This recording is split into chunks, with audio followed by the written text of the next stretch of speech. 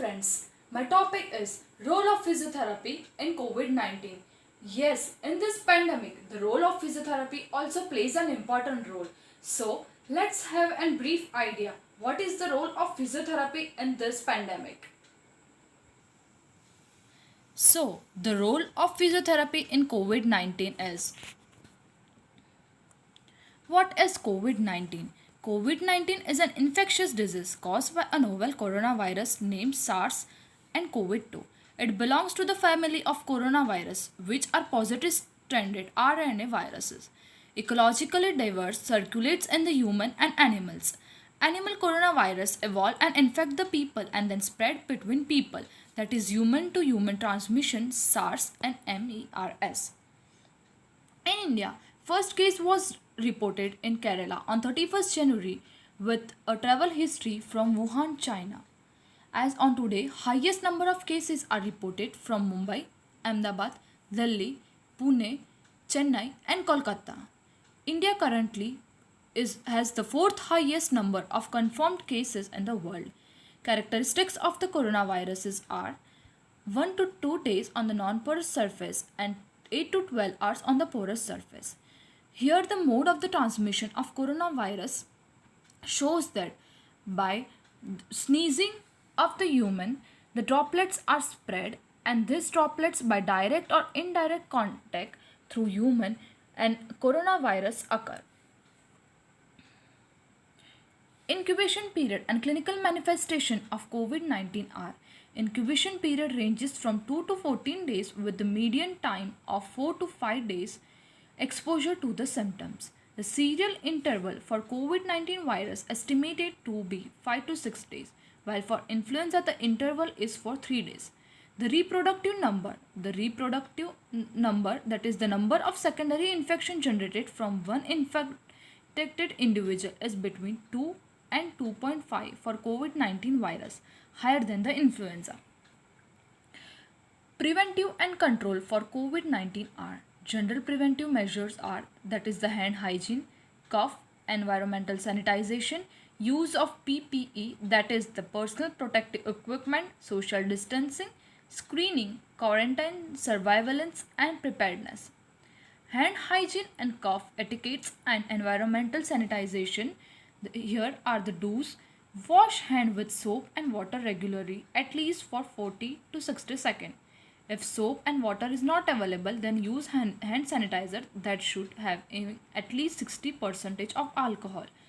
Wash hands before touching eyes, nose and mouth. Cough etiquettes are as follow. Cover nose and mouth while coughing and sneezing with tissue or handkerchief. Throw used tissue immediately in closed bins after use. Sneeze and cough in the inner side of the elbow. For any flu-like symptoms, contact the physician or helpline number. Don'ts are as follows. Shake hands, spit in public, don't have close contact with anyone if you are experiencing symptoms. Participation in large gatherings, including sitting in groups, spread rumors or panic. Here are the steps for washing hand. Social distancing. What is social distancing? Social distancing, also called physical distancing, means keeping space between yourself and other people outside of your home. To practice social or physical distancing, stay at least 6 feet, that is about 2 arms length from other people. Avoid non-essential office travel. Meet through video conferencing. Closing of educational institute, recreation centers. Avoid traveling unnecessarily. At-risk employees, that is older or pregnant women, people having underlying condition should take extra precaution. Personal protective measures. As WHO recommends the rational use of personal protective equipment in health and community settings. Use of medical mask by general public.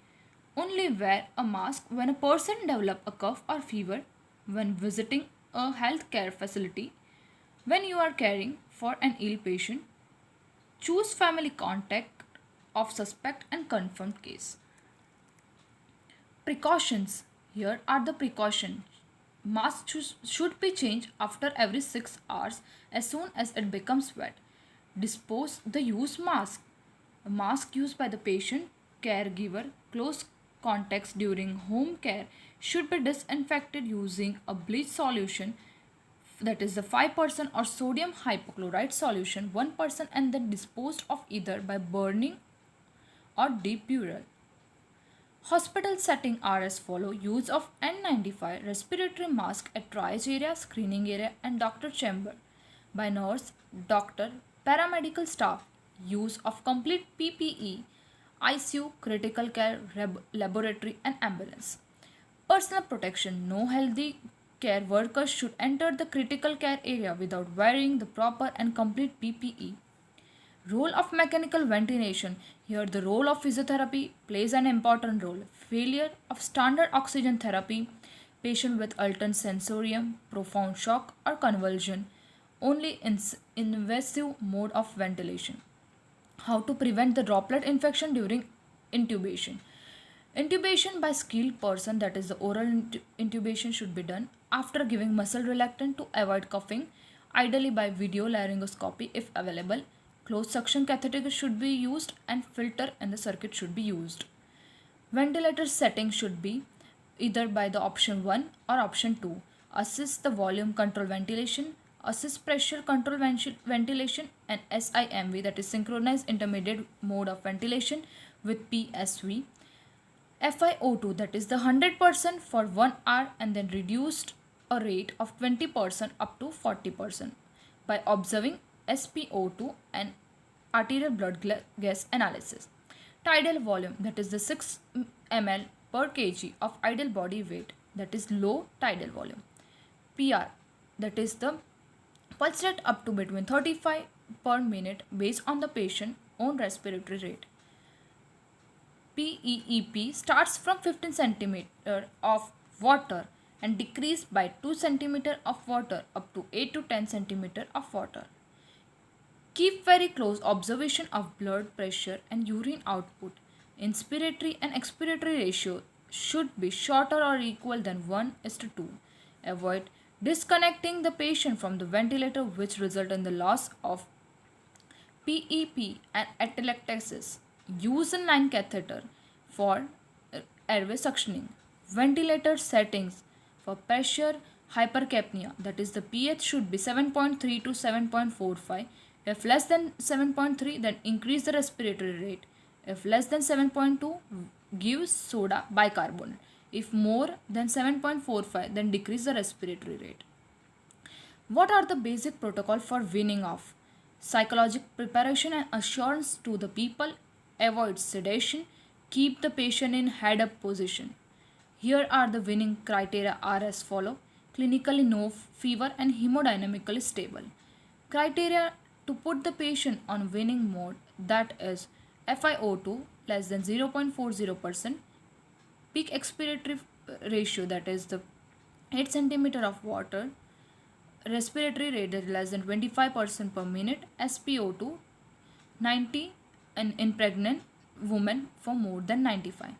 PaO2, that is 60 mm per Hg, and pH should be 7.3 to 7.45.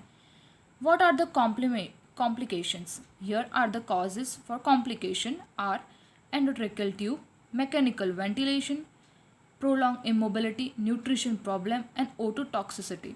So, how to prevent the complication?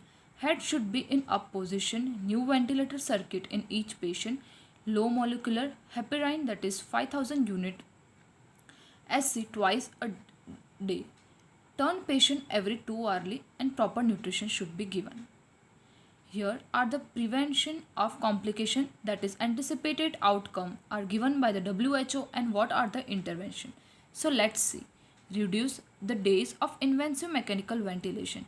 Use of weaning protocol that include daily assessment for readiness to the breath spontaneously. Minimize the continuous or intermediate sedation. Second is the reduce the incidence of ventilator associated pneumonia. Here, oral intubation is preferable to the nasal intubation in adolescents and adults. Keep the patient in semi-recumbent position, that is head up for 30 to 45 degree. use of closed suctioning system. Other anticipated outcomes are reduce the incidence of stress and ulcer and gastrointestinal bleeding. Intervention give early and enteral nutrition within 24 to 48 hours of admission. Reduce the incidence of catheter related bloodstream infection. Use of checklist with complete verified by a real-time observer as a reminder of each step needed for sterile insertion and a daily reminder to remove catheter if no prolonged needed. Reduce the incidence of pressure ulcer, that is the turn the patient every 2 hours. Here is the conclusion. During mechanical ventilation, the tidal volume should not be more than 6 ml per kg. Plateau pressure should be less than 30 cm of water. High PEEP, so always use lung protective mechanical ventilation. In patients with severe acute respiratory distress syndrome, prone ventilation for 12 hours per day is recommended. Thank you.